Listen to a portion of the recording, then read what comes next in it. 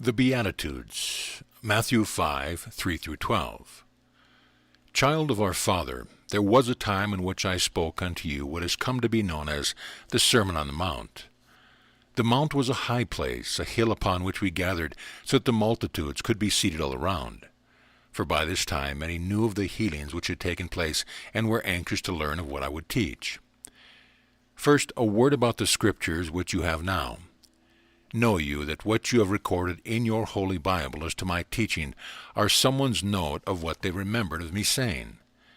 The words which you have extant in your Scriptures today, the words ascribed to me, are a compilation of remembrance, cryptic messages often preserved by oral tradition, handed down from one person to another.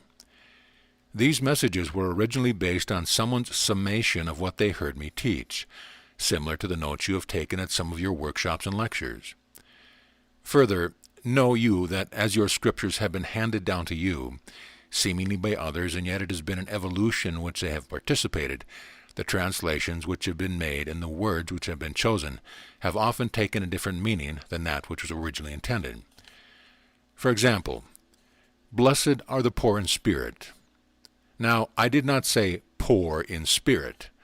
The word which I used meant simple, uncomplicated, uncomplex. Blessed are the simple in spirit. Blessed are the ones who know their simplicity, not their complexity, having no focus upon a world of shoulds and schedules and judgments. For theirs is the kingdom of heaven, as they abide in the realm of uncomplicatedness. This statement did not mean that if you are poor in spirit, then you will gain the kingdom of heaven. It was not that if you do one, then the second part is predicated upon the other, as you would go to a store and purchase it. The second part follows the first as a great truth. For those who are simple of spirit, of heart, abide in the heart and are therefore in the kingdom in that moment. For the kingdom is a state of peace. The kingdom is a state of joy, the very simple joy of oneness. And as you follow the focus of your attention to rest in a state of simplicity, you are blessed, you are happy. Now, you are not blessed by someone outside of you, not by a great God that would be afar off somewhere who would bless you because in that moment you have been good. You are blessed, you are happy because you are abiding in the simplicity of the kingdom of heaven. It is as simple as that. Blessed are they that mourn, for they shall be comforted. Now, does this not sound as a contradiction? Blessed are they that mourn. How could you be blessed if you are in a state of mourning? And yet it is a statement of great truth. All of you have mourned. You have mourned the passing of loved ones from your sight. You have mourned the passing of a beloved pet. You have mourned the passing of a relationship. You have mourned the loss of an object which was held meaning for you. All of you have known mourning, and blessed are you, for you shall be comforted. In your experience of mourning, in the very intensity of allowing yourself to connect with a feeling of loss, you are asking of yourself, the self with a capital S, to allow you to go beyond appearances and to realize truth, to know oneness, beyond the understanding of the world, with that which has been seemingly lost or taken from you. And the comfort comes with the ability to see with new eyes. Everything which you would feel you have lost is not, in truth, lost to you. For as you will sit and call forth in the mind the one which you love, you still have them with you within you. Every one and everything which you have ever had in your consciousness is always with you. You have been the one, in truth, who has called forth the relationships, the experiences as you have known them, even the objects which you have manifested, and they abide with you, perhaps not in the form which you have known, but in an extended true form. When one is in a state of mourning, it is because one is asking to be shown, to experience, to come through the momentary limited experience to know oneness. And in that acknowledgement, in that moment of the light dawning, you are comforted and transformed. Blessed are they that mourn, for they shall be comforted. Blessed are you as you allow the feeling of loss to be replaced, transformed by the acknowledgement and realization of oneness. Then there is comfort. Blessed are the meek, for they shall inherit the earth. This is an encapsulated truth, as are all the Beatitudes, as the saints have come to be known. These are very cryptic statements, statements which have levels of meaning. Blessed are the meek. The meek are the ones such as you who set aside time in your consciousness to look a little further, to see beyond the schedule, the activities of the world, to see beyond what the world would dictate to be in importance, and to be able to look with the eyes of the heart. The meek are the ones who are not so wrapped up in their own importance and surety that they know everything. They are the ones who can sit and ask of our Holy Mother the Earth, "Share with me your wisdom and your love." They can speak unto the beautiful flower in its process of unfolding and know oneness as the unfoldment which you are. The meek are the ones who know that all life forms are connected. Blessed are you the meek, for you shall inherit the earth, because you know it to be yours. You know that everything which grows and expresses upon our Holy Mother the earth is as you are, life-expressing. And you inherit all that our Holy Mother the earth has to give, for you take the time to acknowledge and to appreciate her. Blessed are they which do hunger and thirst after righteousness, for they shall be filled. Blessed are you as you hunger and thirst after righteousness. There is a hunger deep within you which wants to know and to remember, to be in alignment with the truth of your being. You have come to a place of saying, "I have tried every way of the world. I have tried everything which has been taught to me, everything which society would share with me, everything which the parents would share with me, and yet there is still an empty feeling. There is still a hunger which has not been satisfied. There must be more." And so you have started out upon a search to find that which will fill the deep hunger for righteousness. Now, what is righteousness? Here again you have an example of how the strict translation of a word misses the full intent of what was said. Your word, righteousness, comes from a word meaning right way or manner or right wiseness. Further, from the same root as the word for wisdom. Blessed are you who hunger and thirst after true wisdom and the guidance to use it correctly. Blessed are you as you hunger for the inner wisdom, not the wisdom of the world, for you have tried that, and it is temporal. Blessed are you as you hunger and thirst for the true wisdom, for you shall be filled, nourished by the true food, the inspiration and revelations which nourish the soul. Then the hunger is satisfied. So blessed are you as you hunger and thirst after righteousness, true wisdom, and its right useness, for you shall be filled.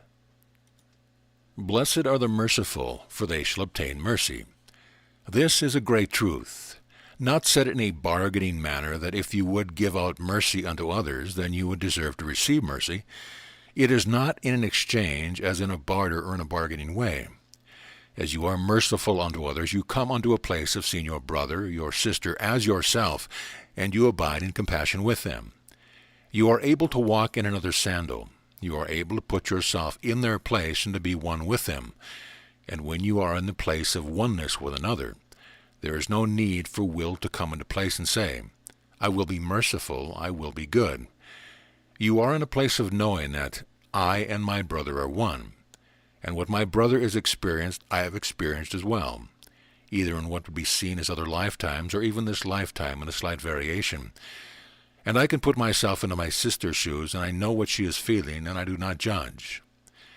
And in that moment you obtain the mercy which you are extending unto another, not because they are giving it unto you, but because you are giving it. You are abiding in the place of mercy. You are abiding in the place of compassion. You are abiding in the place of oneness of self. Blessed truly are the merciful, for they shall obtain mercy. They shall obtain the understanding of compassion. Compassion. Passion with the other one in communion. The passion of living in communion. That is what mercy is all about. All of the statements known as the Beatitudes are statements of truth. They are not statements of bargains. They are not statements where if you would do the first part, then you will gain enough of the golden points to get to the second part. But rather, if you abide as the first part, the second part naturally follows. If you will know the truth of any of the passages in your scripture, abide with them in the heart. Sit quietly and read over the passage and ask of yourself, what is the deeper meaning? Now truly, all of the statements which you have recorded in your scriptures that are attributed unto me, first of all, have been recorded by someone else as they remembered them to be, and there are statements in your Bible which are attributed unto me that I did not say.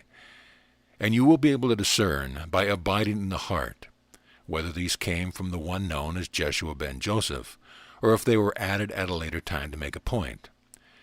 Then abide with the statements which ring true, and ask of them to reveal to you their deeper, fuller truth. Blessed are the pure in heart, for they shall see God. Again, this is a statement of truth, not in a bargaining sense. Blessed are those who are pure in heart, for they behold God in everything and every one. Those who are pure of heart abide in love, and they look out upon a world transformed, a world of love.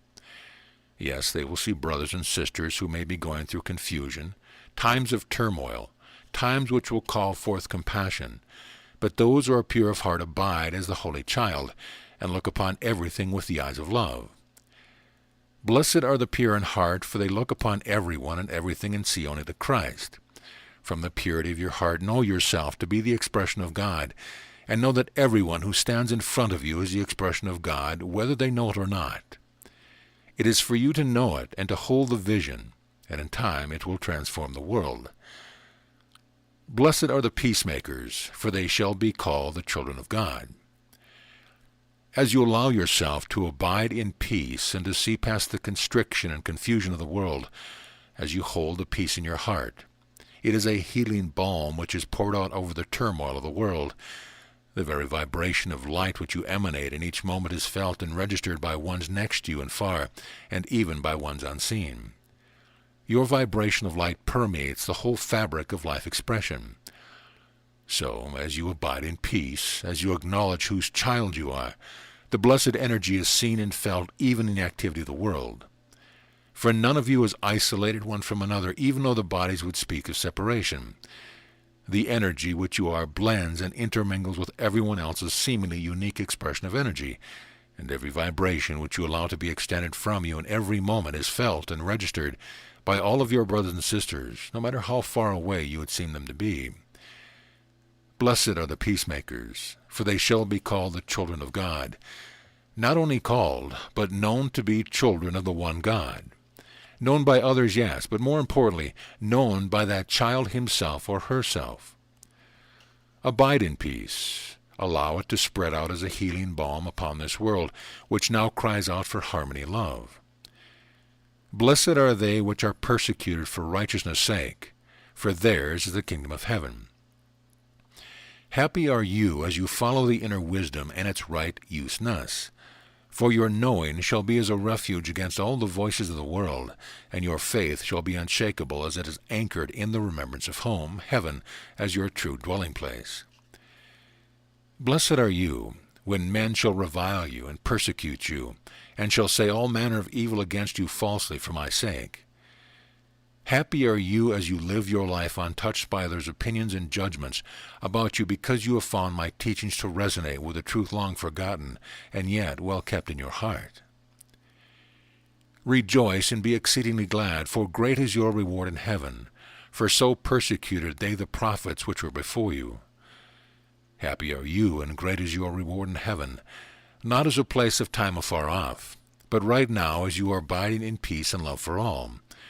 For so persecuted they are the wise ones who found truth in other times. You are the wise one now in this time, for you know heaven as you abide in a consciousness of love. Verily I say unto you, beloved friend, you are the Blessed One.